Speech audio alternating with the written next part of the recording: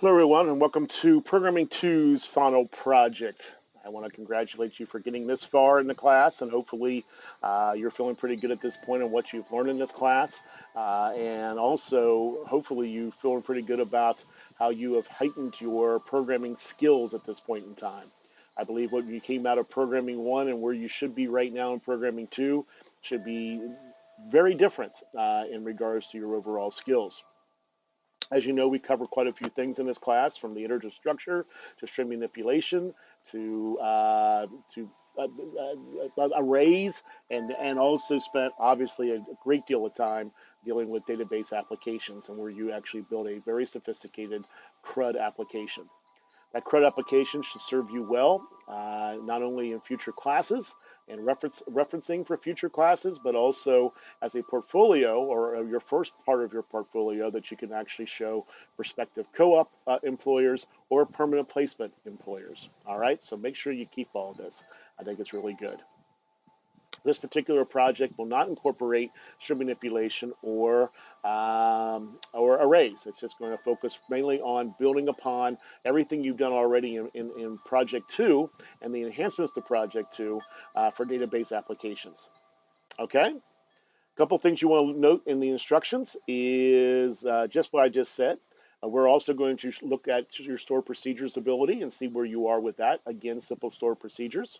We're also going to make sure that you work solely at this point in time. I don't want you, everything you do at this point in time, I want you to work by yourself. Do not ask questions of anybody, friends, neighbors, or particularly other students in this class or previous students in this class. Do your own work. If you have questions, contact your instructor.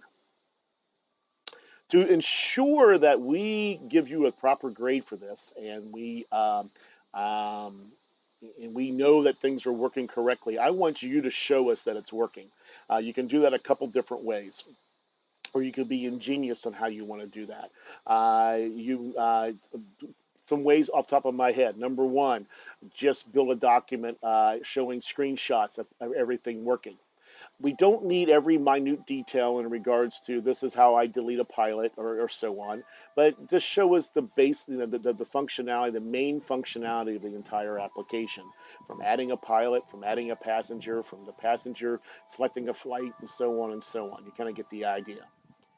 Other ways you may want to do this: create your own video and upload it. As long as it can be viewed, that's perfectly fine with me. Okay? If need be, if you like, and you get it done early and you can do it within, and your instructor has office hours, not all instructors do, but if some do, you may want to contact them and demonstrate it for the instructor. That's perfectly fine also. Obviously, all that needs to be done prior to the due date, especially if you're going to demonstrate it prior to the due date, okay?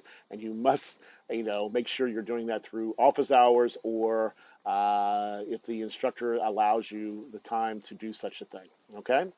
So think about how you want to do that, but it's required that you actually upload something showing the instructor how it works. There's a rubric right here in regards to how it's going to be graded. The working application is worth 90% of the entire project. The incorporation of stored procedures is worth 10%. Each stored procedure that you show would be worth 2.5%, meaning not each one, but basically showing a select, an update, and insert and delete, okay? The working application is the big part. If the entire thing works and it works without issue, you're going to get the entire 90%. If less than 100% works, you'll get 75% of that 90%. If less than 80% works, you'll get 60% of that 90%. And if less than 70% works, we got some troublesome issues here, and you're not going to get any of that grade, meaning I don't think you're ready to move on yet, is what we're basically saying, okay? Once again, if you have issues, you got questions about this, please contact your instructor. The requirements for this final project is broken up into three main sections. We're going to incorporate a login. We're going to add future flights, and I'm going to come back to here. We're going to talk about some flight costs and how we actually determine flight cost. Does that make sense? I'm going to let you read these, but I'm going to take a few moments to walk through them. And so what I'll do is I'll start with the simplest one.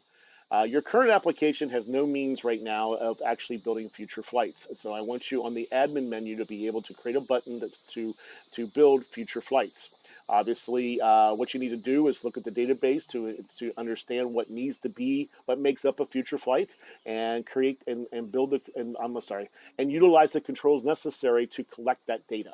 Does that make sense?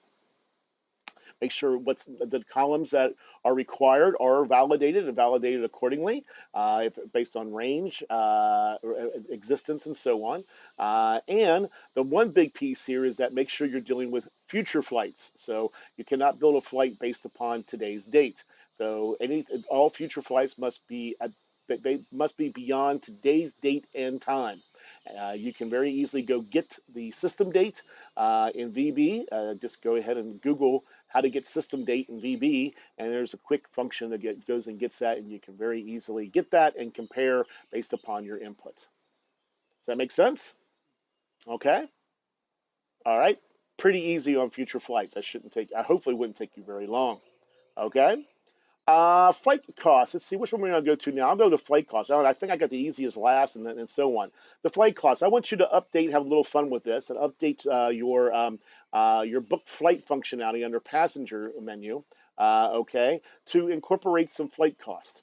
The flight costs are not stored in the database. They're going to be derived, dynamically derived, basically, based upon a bunch of criteria. And so what is this criteria? So what you're going to do is you're going to go ahead and, as you do today, select the flight from the combo box, okay? Then as soon as you select it, you'll make visible some radio buttons that says the reserved seat and designated seats. These will be radio buttons so the user can pick which one. Right next to the radio buttons, you should have a label that actually shows the cost based upon a reserved seat and a designated seat to check in.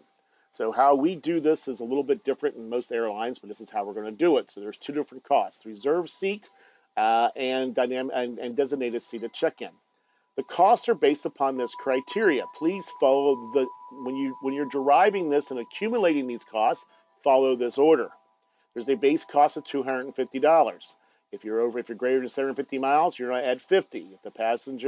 If more than 8 passengers have already reserved a seat on the flight, you're going to add $100.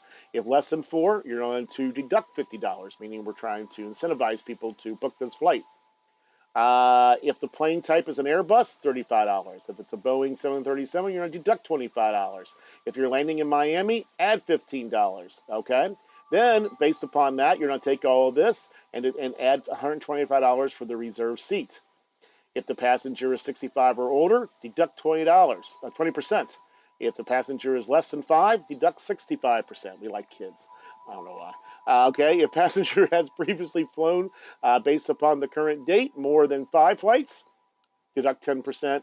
10 flights, 20%. So we like repeat customers also. Does that make sense? Look at that. Make sure you understand it. Contact your instructor if you have any questions.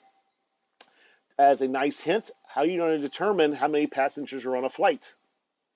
Please tell me you're saying an aggregate SQL statement. That's how you would do that, okay? How are you going to determine if the passenger is 65 or older? Hold that thought for a second and I'll show you what to do, okay? You'll display the cost. The passenger will select one of the 2 seats, the reserved or designated, and then you will basically book the flight. You will have to put flight costs now into the flight passenger table, okay? And I want you to put that cost in there based upon which one they chose. I hope you understand that. Read that over again, okay? Okay, the login. I think it's very important that you understand the concepts of how to log in and utilize a login when you're building an application. It seems like most database applications that I have built, a login is part of it because you're usually doing it for somebody and they want to protect the data based upon, and so not everybody can get in there. Sort of like you logging into Blackboard, okay, and so on and so on. So there's 2 different pieces of login here. There's the passenger login and the employee login, all right? The passenger login, for the most part, what you're going to do is you're going to start, at the start of the application, you're going to have a brand new form. It'll have 2 buttons, one that says passenger login, one that says employee login. Nothing else. If I click on passenger login, you're going to take me to a passenger login screen. If you take me to the employee, you get the idea. You're going to the employee screen. On the passenger login screen, you're going to have the text box for ID, text box for password, a button to log in, and of course, if it's a brand new passenger, meaning I come to your application and I haven't done anything yet, I got to be able to add it, okay? So then that will take me to the new passenger form which you already created. You're going to have to update the passenger table with 2 new fields, login ID and password. And this, because I didn't want to mess this up or make this any more confusing, you're going to add date of birth, passenger date of birth. Aha! Why am I doing this? Has nothing to do with login, but has everything to do to figure out how to, if you're 65 or older or 5 or younger. Get the idea? How am I going to do that? Well, if you go look at week 14 and 15, I provided you with some example SQL statements that shows you how to determine the age based upon today's date and a birth date. You're welcome. Okay, go look at that. It's out there for you. Okay, what are we going to do here? So, if we're back to here, they're going to you're going to have all this stuff. Now, what you have to do, because we didn't have this before, you're going to have to go to your add passenger form and your update passenger form and allow them to add an ID and password upon the first time they do it, or update. Okay. Upon submission of login button, you're going to query the database. Okay, I'm going to tell you this one time. So this is how this works. You query the database based upon if you're going to say, go get me the passenger where the login ID equals whatever they typed in and the password equals whatever they typed in. I don't think that's hard, but I had some students before who kind of thought it was a little bit more difficult. So it's almost like building logic by SQL, okay? And so what you're going to do is go check that out. You're going to run that query, and if anything comes back, meaning if one row comes back, you found it. Yay, they're logged in. If a row does not come back, meaning that it was an empty result set, it wasn't found, and so then you should give them an error message. If they do find it, you should go ahead and make that passenger ID the global variable, kind of like what you did before when they selected it from the combo box, and then go to the passenger main menu. I want you to delete all the functionality where passengers are selected upon the combo box, like you did before. Remember, we had the combo box with all the passengers in it. You selected it, and then you populated the ID, the key in the global variable. This one, you're going to log in with it. Make sense? All right, cool, cool, cool. The employee login, there's a little bit of difference here. You're going to actually build a brand new table called employee table, where you're going to have the employee login ID, password, and the role, either admin, pilot, or attendant. Based upon if it's a pilot or attendant, you're going to put that employee ID in there. The admin would not have one. I'm not going to have you build an admin employee piece here, okay, for this particular situation. All right. Where does this information come from? Well, probably when they create a pilot, create an attendant, update, and so on, this information will actually be in there. The admins, you don't have a form for that, so you don't have to go in the database and put a couple admin in there, okay? Create a role here. If you want to have a table that says admin, pilot, and attendant because the second normal form, by all means do so. Based upon this, you're going to update admin add pilot form, admin update form, and same thing for the attendants, add and so on, so they can actually update and add their IDs and passwords. Okay, this was a little tricky. Please read this. Upon submission, if everything is there, it's going to be very similar. If it's admin, if the role is admin, okay, and you find the record, go to the admin record menu. If it's pilot, go to the pilot menu. Delete the functionality of the combo box. Set the global variable. Same thing for attendance. If no rows are returned, give an error message. Okay? I know I went through that quickly. I wanted to create this video as a means to kind of at least explain a little bit of what I'm trying to do, and hopefully it helps. But really what you need to do now is read the requirements one more time. Make sure you completely understand. Start thinking your approaches here. And if you have any questions, once again, reach out to your instructor. And we'll go from there. All right. With that, it's been a pleasure. I hope you learned a lot this semester. And I hope you do really well on this. And I look forward to seeing you all in future classes.